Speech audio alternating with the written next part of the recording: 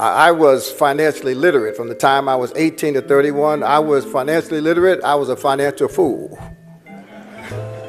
And I learned through my own experience, you can be as literate as you want, but if your relationship with money is such that you don't know where your money goes. That was my problem. I used to have to borrow money from my dad almost every other month, and my dad would say, wait, you work every day, I work every day, I have money to lend you, you have no money to lend me.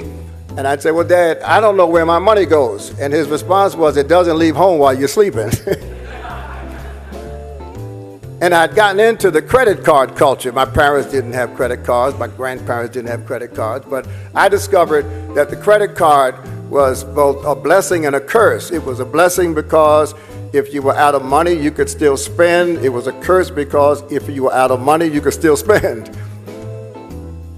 And I developed a lifestyle of using credit cards as though they were income. So I was making $25,000 a year. I had a $5,000 credit card limit, so I lived as if I earned $30,000.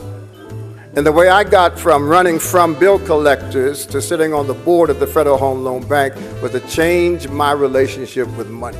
We know now that financial stress is a threat to mental health. I talk about that in the book. We know that financial stress is the number one cause for marital stress that ends up in divorce. We know that financial stress lowers productivity in the workplace. And we know that financial stress is not limited to one income category. For a high percentage of people who earn $100,000 a year or more are still living paycheck to paycheck. And so I had to change my ways. When I was 31 years old, my grandmother died and left me a house. It was all paid for, and I couldn't figure out how someone with no civil rights, no college degree, no husband that could work because my granddad had a stroke after their sixth child. How could this woman with a sixth grade education own 3 pieces of real estate all paid for? And what I discovered was that she knew the difference between her wants and her needs. She lived below her means. She invested in assets that grew. She kept money in her bosom.